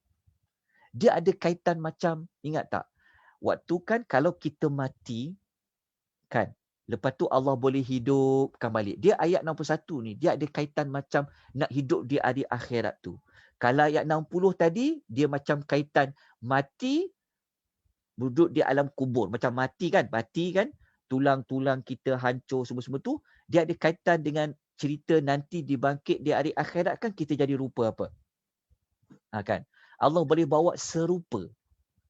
Jadi dia sebenarnya dia ada perkaitan dengan kalau kita hidup di hari akhirat nanti ni, kan kita ada kaitan dengan kita orang yang sama, betul tak? Kalau kita mati dulu adalah orang yang sama, maka di hari akhirat nanti adalah orang yang sama. Orang yang serupa. Kan? Ambil, dapat balik tangan yang sama, kaki yang sama, bentuk yang sama. Itu yang ada kaitan dengan Allah Ta'ala cerita, kami berkuasa nak ciptakan kalau korang dah mati, kami boleh hidupkan balik. Kami boleh cipta orang lain. Kami boleh hidupkan orang lain yang serupa macam kamu dengan bentuk kejadian yang kamu tidak ketahui. Ayat ni sebenarnya dia ada perkaitan dengan yang rupa bentuk kejadian setelah kita berada pada hari kebangkitan nanti. Kita tengok ulasan ayat 61. Ayat 61 ni untuk kita faham dia, kita boleh gunakan ayat-ayat Quran lain untuk memberikan tafsiran kepada ayat 61 ini. Apa makna orang-orang yang serupa dengan kita? Kan? Kita baca ayat lain. Contohnya surah An-Nisa ayat 133 ni Allah Ta'ala mengatakan in yasha yuzhibkum ayyuhan nasu wa ya'ti bi akhirin. Allah kata, jika Allah mengkehendaki, Allah ada pilihan. Dia boleh memusnahkan kamu, wahai umat manusia. Memusnahkan tu maknanya manusia boleh mati. Dan Allah ini jika dia mengkehendaki, dia boleh datangkan dengan umat-umat yang lain. Kan? Jelas tak maksudnya? Macam kita kan, kalau kita mati, ada orang yang boleh serupa dengan kita kalau kita mati. Kan? Mungkin pada zuriat kita kan. Kadang-kadang ada orang, cucu dia tu sama macam tok dia. Contoh, kadang-kadang kita nampak dia sama. Kemudian Allah kata dalam suratul Al-An'am ayat 133, Allah sebut sekali lagi. Iyasya yudhibukum wa yastakhlif min ba'dikum ma yasha'u kama ansha'akum min dhurriyyati qaumin akharin. Jika Allah mengkehendaki, nescaya dia boleh membinasakan kamu. Lepas tu Allah boleh ganti kamu dengan sesiapa yang Allah kehendaki setelah kamu mati. Sebagaimana dia telah menjadikan kamu daripada keturunan kaum yang lain. Ambil ayat satu lagi. Ayat surah Ibrahim ayat 19 hingga 20. Allah mengatakan, Iyasya yudhibukum wa ya'ti bi khalqin jadid. Jika Allah kehendaki, Allah boleh membinasakan kamu dan Allah datang ke pula dengan makhluk-makhluk yang baru. Kalau kita baca dalam surah Muhammad ayat 38, wa in tatawallaw yastabdil qauman ghairakum. Jika kamu berpaling, Allah boleh gantikan kamu dengan kaum yang lain. Maknanya matikan kamu, binasakan kamu, hidupkan kaum yang lain. Setelah itu, mereka tidak berkeadaan seperti kamu. Tak ada perangai kufur macam kamu. Generasi yang baru. Maknanya, ayat-ayat ni menunjukkan bahawa Allah berkuasa dari sudut apa? Allah berkuasa dari sudut menghidupkan manusia yang lain. Yang boleh sama macam kamu. Yang berubah bentuk. Yang kamu tidak ketahui bagaimana Allah nak buat bentuk dia. Maknanya, ayat ni sebenarnya dicerita tentang Allah berkuasa menghidupkan manusia. Sebab dia ada kaitan tak percaya hidupnya setelah mati tadi di hari akhirat. Maka Allah bagi tahu ada manusia boleh hidupkan semula. Jadi orang tak percaya ni dia tahu kan, sebab tu kita ada keturunan, betul tak? Lepas kita mati nanti ada keturunan siapa pula? Ada keturunan siapa pula? Itu menunjukkan bahawa tak ada siapa boleh elak daripada mati, tapi Allah berkuasa menghidupkan orang lain. Menghidupkan orang lain, mana lebih susah? nak menghidupkan orang lain, menghidupkan orang lain dengan menghidupkan orang yang sama. Mana lebih susah? Mana lebih susah? Menghidupkan orang lain. Sebab apa menghidupkan orang lain itu lebih susah? Orang yang sama dah pernah kita hidupkan. Betul lah. Maksud dia, contoh macam kita kan, kita mati. Okey, mungkin kita tak sempat ada cicit kot. Contohlah kan. Zaman fitnah okey. Contoh kita tak sempat ada cicit. Okey. Allah mencipta cicit kita. Allah mencipta cicit kita tadi tu mestilah sama prosesnya macam Allah ciptakan kita mula-mula dulu tak ada. Betul tak? Kan? Maksudnya cicit kita tu Allah ciptakan mula-mula dengan roh yang baru. Betul tak? Tulang-tulang yang baru. Betul tak? Rupa yang baru. Jelas tak? Jadi itulah perkaitannya untuk menunjukkan Allah berkuasa. Maknanya kalau orang yang tak percaya, maksudnya kalau ada orang tak percaya tentang kehidupan semula di hari akhirat tu kan. Jadi kalau contohnya macam ni, kalau kita tanya pada orang tak percaya tu, okey, kalau awak tak percaya ada kehidupan balik di akhirat tu kan. Cuba awak fikir, okey, sebelum awak ada siapa? Ada ayah saya. Itulah ada ayah. Sebelum ada ayah, ada siapa? Ada siapa? Ada tok kita ataupun ada wan kita lah. Ni tengok ikut orang lah panggil atuk kan. Ada atuk saya. Sebelum ada atuk awak, ada siapa? Ada moyang saya. Jadi sebenarnya diri kita tu, diri orang yang tak percaya tu, dia berada pada ayat nombor 61 lah. Contohnya kan. Maksudnya kita ni adalah manusia yang Allah Ta'ala hidupkan setelah Allah matikan moyang kita tadi. Allah matikan bapa kita. Allah matikan tok kita tadi tu. Faham tak? Penghujahan yang Allah nak sebut pada ayat nombor 1. Jelas tak? Faham tak? Boleh kaitkan tak? Maksudnya Ustaz, generasi berganti generasi lah kan maksudnya. Ya. Generasi berganti generasi. Okey. Makna dia Allah tu berkuasa nak hidupkan manusia yang baru. Faham tak? Maksudnya macam ni. Nak menghidupkan manusia yang baru tu kan dia sama macam nak menghidupkan kita mula-mula. Sama je. Cuma beza orang yang baru. Tuhan yang sama menghidupkan kita baru-baru, menggantikan generasi bapa kita. Sama juga nanti kalau orang tu tak ada, Allah boleh buat manusia yang baru. Jadi dia dikaitkan juga dengan menghidupkan manusia yang baru, menciptakan permulaan manusia yang baru. Allah boleh buat bentuk yang sama. Allah boleh buat serupa yang sama seperti kita. Okay. Nampak tak pengkaitan dia dengan hujah menghidupkan semula manusia nanti di hari akhirat? Okey, dapat? Faham tak? Siapa yang tak jelas, tolong bagi tahu. Sebelum kita tutup dengan ayat nombor 62. Tak sempat juga ayat 67 ni. Memang tak sempat pun. Ustaz, Ya. saya buka balik nota tahun 2018 dulu tu. Saya dah snapshot dah hantar pada Kak Syida. Kalau dia nak share dalam grup dia lah. Diagram mengenai yang Ustaz bagi lama dulu masa kita kuliah kat sini. Proses kehidupan manusia mungkin supaya student-student boleh nampak dia punya diagram tu. Sebab tu saya share dengan Kak Syida punya WhatsApp. Dengan saya dah masukkan dalam Telegram ni dengan 4 fasa pembentukan selepas air mani. Itu additional yang Ustaz suruh kita tulis dulu dekat whiteboard kat rumah saya. Saya dah lukis. Okay. So saya dah sharekan dalam Telegram ni dengan saya dah share dalam WhatsApp Kak Syida kalau dia nak kongsi dengan grup-grup dia lah.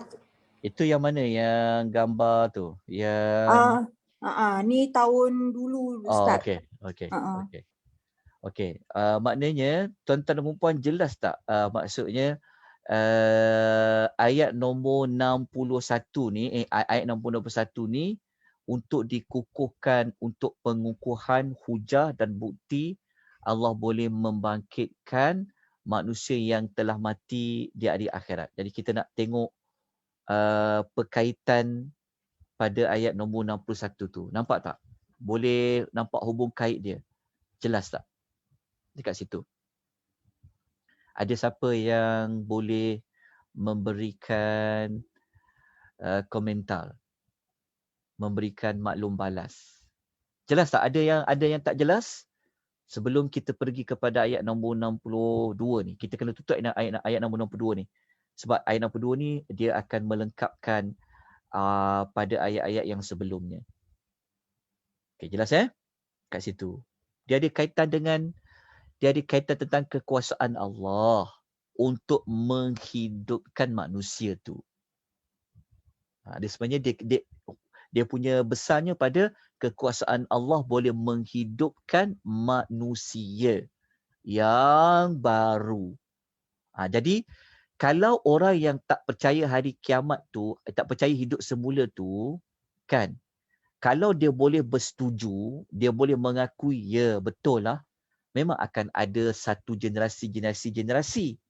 Maknanya, kalau dia dah bersetuju dekat situ, kenapa dia tak bersetuju untuk Allah menghidupkan semula keadaan manusia itu pada kehidupan yang berikutnya? Dekat situlah jawapan dia. Okay, lepas tu nak menciptakan generasi yang baru tu pula, mestilah daripada proses permulaannya. Sedangkan kita dah belajar mula-mula pada ayat pertama tadi kan. Menciptakan mula-mula hidup manusia itu lebihlah sukar daripada menciptakan bukan cipta semula sebenarnya. Menghidupkan semula manusia pada kehidupan yang kedua. Jadi kita tutup dengan ayat 62. Ayat 62 Allah menyebutkan walaqad alimtumun nash'atal ula falaula tadhakkarun. Sesungguhnya ayat 62 ni dia macam ayat kesimpulannya. Ayat 62 ni tulis kat situ kesimpulannya. Ayat 62 ni dia kesimpulan sebenarnya. Dia macam lepas sebut hujah tadi, ayat 62 ni kesimpulannya. Tulis kat situ kesimpulan hujah tadi. Allah mengatakan walaqad, sesungguhnya benar-benar, sesungguhnya pasti, dan sesungguhnya pasti benar-benar alimtum, kamu telah pun mengetahui. Kamu pun telah mengetahui. Nash'atal ula, penciptaan diri kamu yang pertama. Di sini ayat ni kesimpulan dia, maknanya kesimpulan dia macam Allah kata, korang setuju punya. Kan? Korang tahu, kata Allah. Allah kata sesungguhnya benar-benar. Korang dah tahu pun, Allah kata. Kan? Korang dah tahu pun penciptaan diri kamu kali pertama tu. Maksudnya Allah bagi tahu, korang dah tahu penciptaan kamu kali pertama tu, itulah membuktikan bahawasanya Allah Ta'ala berkuasa menghidupkan kali kedua. Allah kata, itulah kesimpulan dia.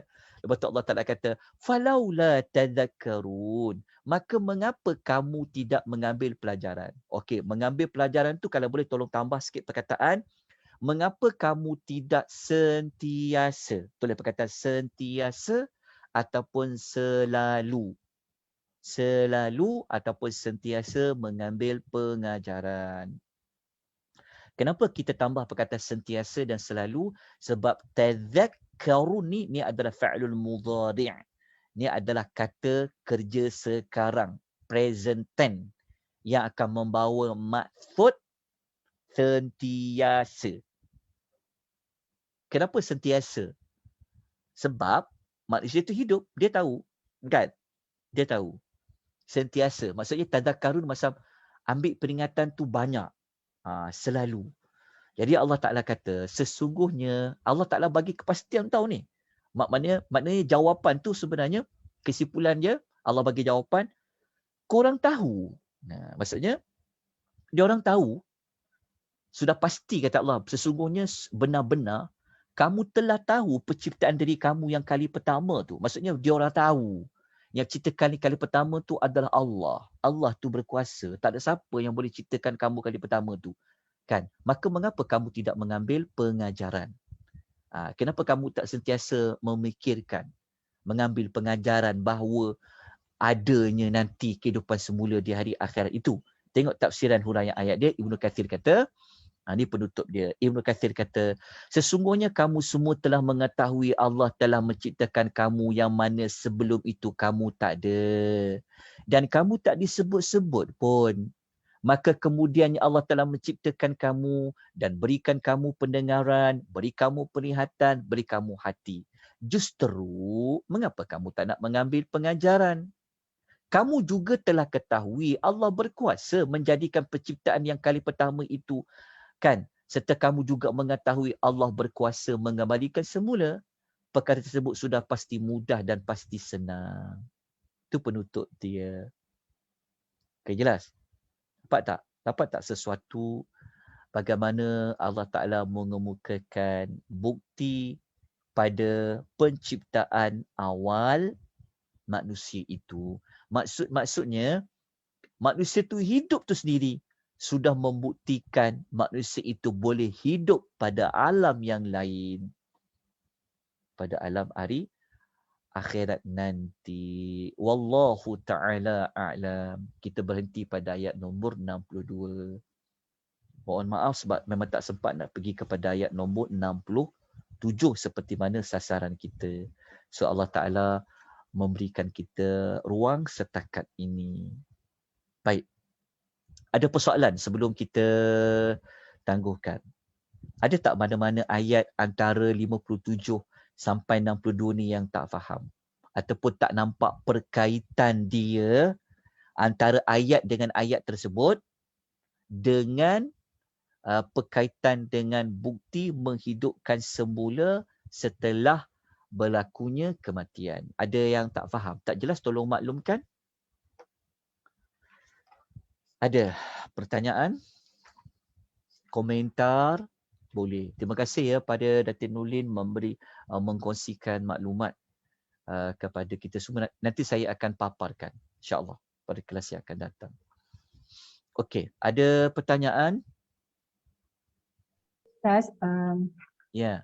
macam terkesima sikitlah berkenaan dengan penciptaan manusia ni kan. So ja'ala dan khalaqa Allah gunakan kan.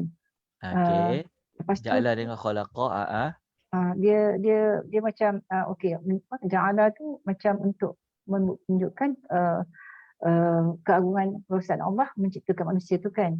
Lepas tu macam jadi macam kita macam bukti tu dah ada kan, dalam kita dah penciptaan manusia tu sendiri dah ada kan, tapi kita macam fikir kenapa ya dia masih tak percaya, dia masih tolak juga benda tu, dia masih lagi tak itu dia masih lagi menolak yang kebenaran hari kebangkitan tu, Ustaz. Itu sebenarnya ia berpunca daripada sombong. Sebab tu kita kena tahu apa definisi sombong.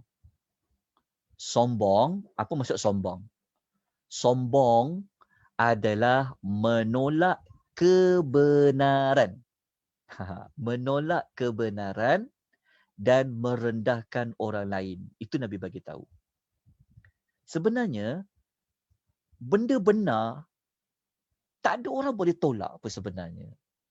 Sebab pada hati ni, hati tu Allah yang jadikan. Setiap orang dia ada fitrah. Setiap orang Allah telah ciptakan dia merasa diri dia bertuhan yang satu sebenarnya. Tapi kenapa dia tak nak juga? Kenapa dia tak nak terima alasan? Sebenarnya sombong. Sebab tu definisi sombong, Nabi bagi tahu adalah sombong tu apa? Nabi kata batarul haqq wa ghamatun nas. Maksudnya menolak kebenaran dan merendahkan orang lain.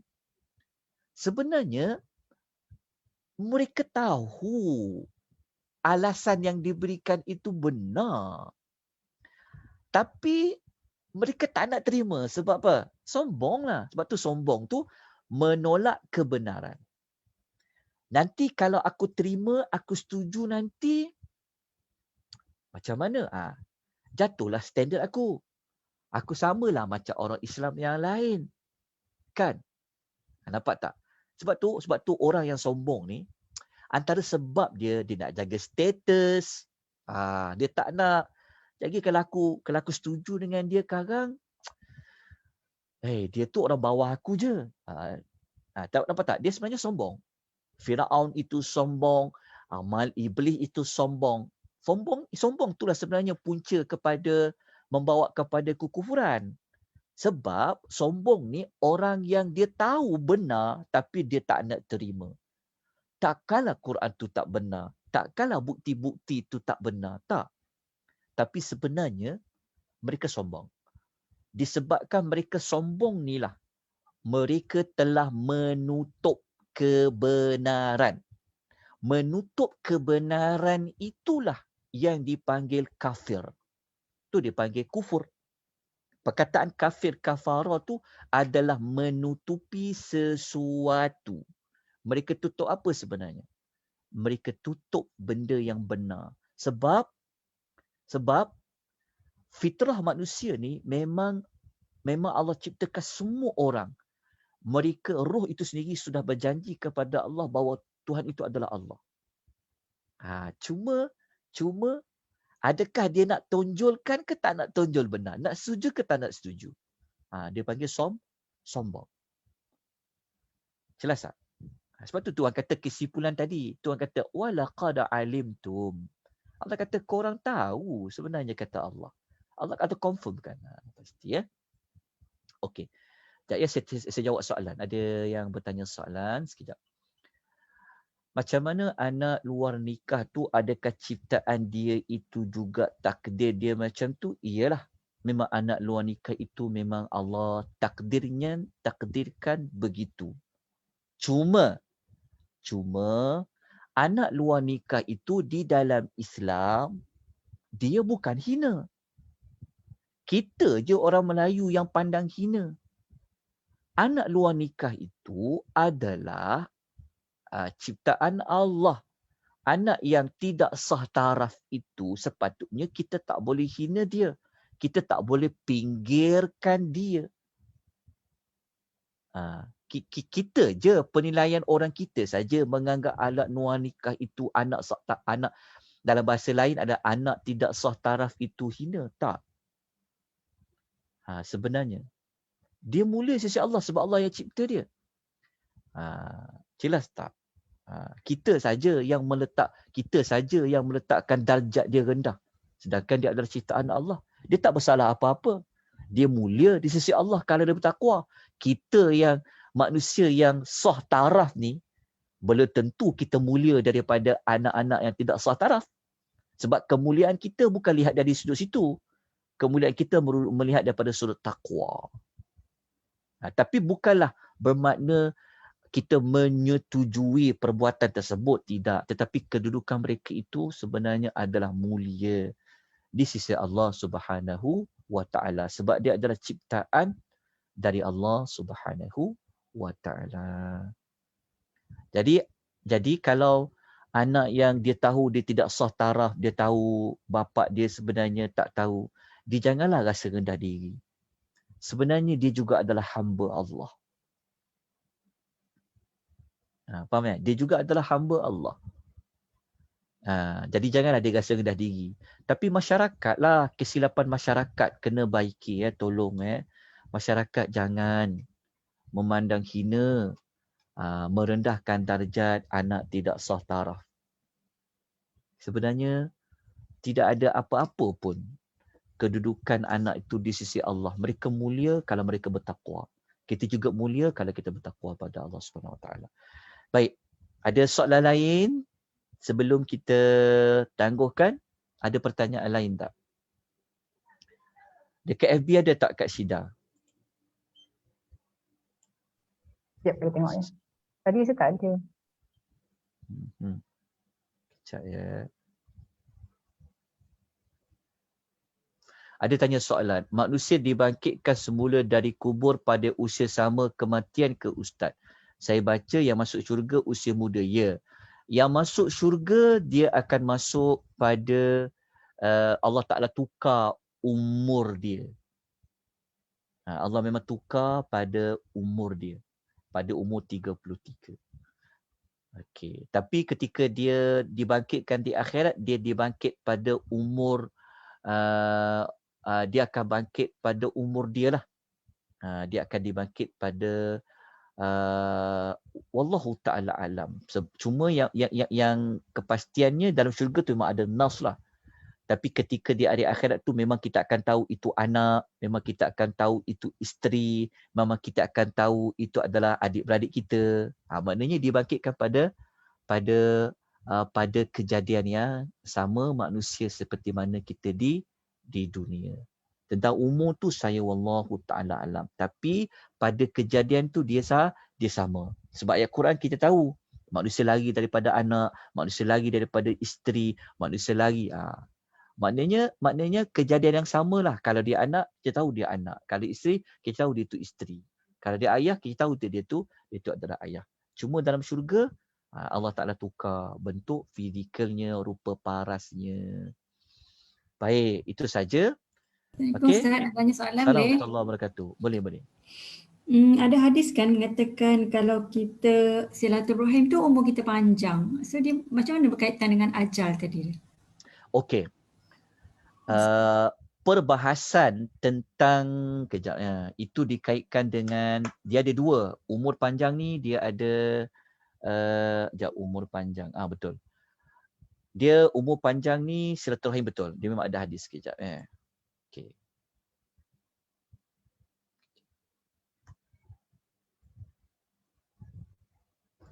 Okey, saya tunjukkan hadis yang Kak Mila tanya tadi tu. Okey. Kejap, saya tunggukan PowerPoint dia. Saya tutup dulu yang ni. Sekejap je, lepas tu saya jawab. Sekejap.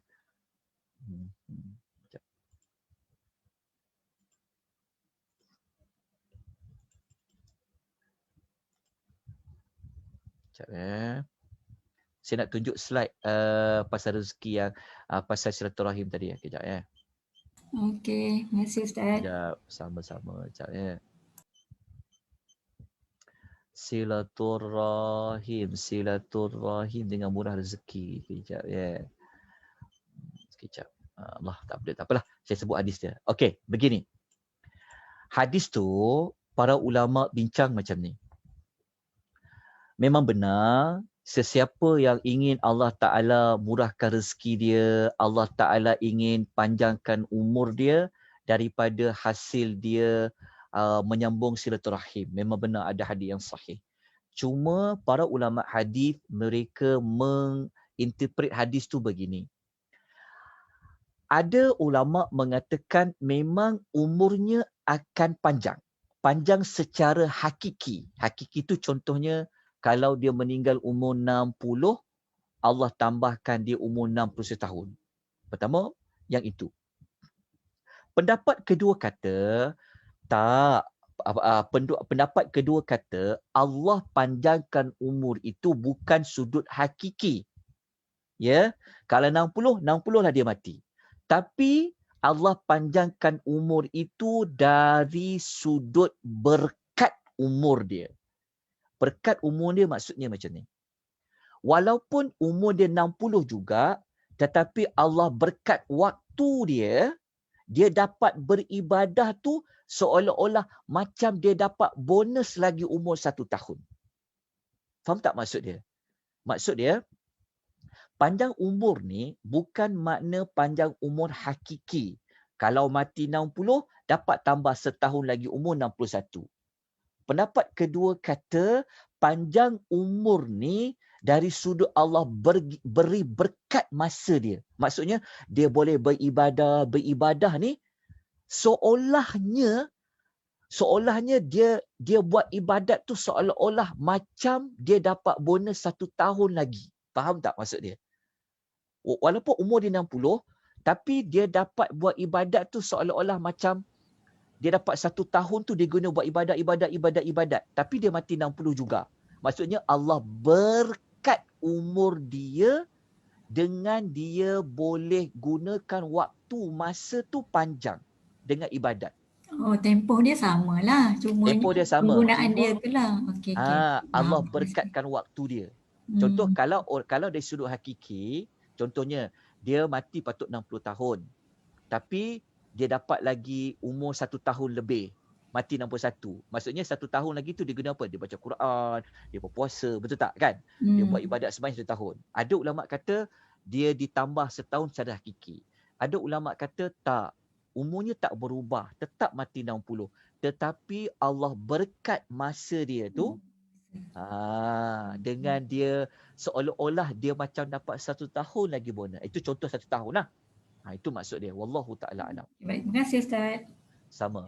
Ada last soalan ni. Ustaz, macam mana dengan bayi dan kanak-kanak bukan Islam meninggal? Tempat mereka di mana Ustaz? Neraka ke syurga? Alright. Nak tahu jawapan dia? Okey. Kanak-kanak yang meninggal yang bukan Islam, yang belum baligh, para ulama berselisih pendapat. Ada pendapat yang mengatakan mereka ke syurga semua. Dalil dia adalah hadis, adalah dari solihin tu. Hadis yang Nabi nampak dalam mimpi Nabi nampak Nabi Ibrahim, kepala dia panjang, sampai kan hadis kata Nabi nampak seorang lelaki panjang tinggi dia sampai tak nampak mana leher dia. Lepas tu dekat keliling dia tu ada kanak-kanak duduk keliling dia. Selepas peristiwa itu Jibril bagi tahu Muhammad, lelaki yang kau tengok yang panjang tinggi tu itulah Ibrahim. Yang keliling dia tu adalah kanak-kanak yang mati sebelum baligh. Termasuk bukan Islam. Itu dalil dia. Tetapi ada pendapat lain mengatakan kanak-kanak itu dia tidak secara mu'tamad dia akan masuk syurga. Kanak-kanak bukan Islam ni. Dia kena lalui dahulu tempoh satu ujian. Ujian tu maksudnya macam ni. Dia ada satu hadis, dia panggil hadis ujian. Hadis ujian ni maksudnya macam ni. Contoh, kalau orang yang tak jumpa Islam, contohnya macam Tarzan lah, Tarzan, kan, dia duduk dalam hutan, kalau ada lah. Dia tak tahu, dia tak ada cikgu yang ajar dia Islam ni, dia tak tahu kan. Dia duduk dalam hutan. Ataupun orang gila, macam orang gila kan. Orang gila, akal dia tak ada. Termasuklah macam orang yang ahlul fatrah. Ahli fatrah tu macam contohnya orang yang tidak ada rasul yang datang kepada dia. Tak ada orang tunjuk ajar kat dia macam Tarzan ke contoh tadi sebagai contoh tu. Termasuk kanak-kanak yang mati sebelum baligh tadi. Allah Ta'ala akan beri mereka satu ujian. Ujian apa? Ujian Allah Ta'ala nak testing mereka nanti di hari akhirat.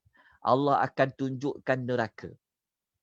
Ujiannya adalah mereka nak ikut atau tidak perintah Allah. Kalau Allah Ta'ala kata, pergi masuk neraka. Kalau orang gila tadi, kalau orang yang tak pernah jumpa Rasul dalam hidup dia, kanak-kanak yang bukan Islam dia mati sebelum baligh tadi tu. Kalau dia tak nak pergi neraka, dia sebenarnya adalah ahli neraka. Kenapa? Kerana dia tidak taat perintah Allah. Itulah ujian dia. Kenapa macam tu? Sebab Allah ni dia maha mengetahui. Lelaki ni kalau dia tak gila, dia beriman ke tak beriman. Allah maha mengetahui. Dia yang duduk dalam hutan tu, kalau Allah hantar Rasul sekalipun, dia beriman ke tak beriman. Allah Ta'ala mengetahui kanak-kanak yang belum baligh ni, kalau dia dah baligh, dia akan perlu Islam ke tak perlu Islam. Itu dia panggil, itu paling tepat sekali nak mengatakan ke mana hala tuju orang yang gila. Itu dia panggil hadis ujian. Pernah dengar tak ada ujian tu? Tak pernah dengar hadis ujian? Pernah dengar Ustaz? Ha? Pernah Pernah dengar. dengar? Ya. Okey, saya boleh tunjukkan. Sekejap saya tunjukkan dia punya. Saya tunjukkan nota ya. Sekejap je dekat nota syurga. Nota syurga sekejap. Sekejap ya. Kata. Sekejap ya. Saya ada nota tu saya boleh tunjukkan. Sekejap ya. Kalau sempat saya tunjuklah ya. Tak, saya cari dulu. Kalau saya sempat jumpa dalam waktu sekejap ni, saya tunjukkan. Supaya lebih nampak hadis tu. Sekejap ya.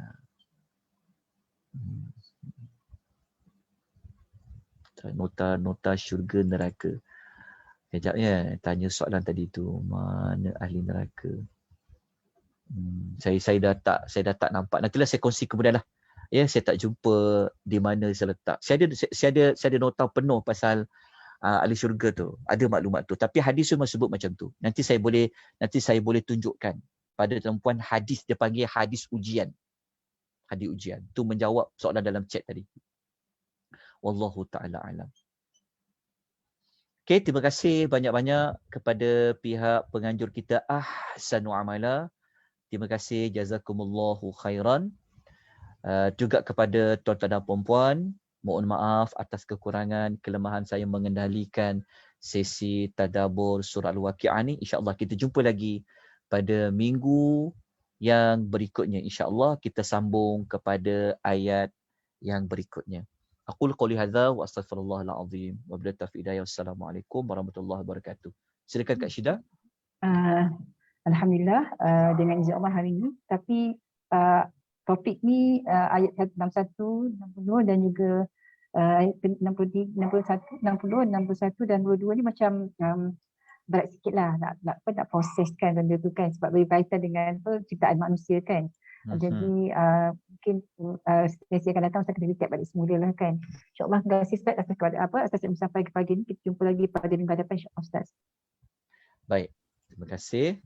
Kita jumpa lagi. Subhanakallahumma wa bihamdika asyhadu an la ilaha illa anta astaghfiruka wa atubu ilaik. Terima kasih Ustaz. Sama-sama semua. Terima kasih semua. Sama-sama. Terima kasih semua. Terima kasih. Jazakallahu khairan. Assalamualaikum. Waalaikumsalam. Terima kasih Ustaz. Assalamualaikum. Salam.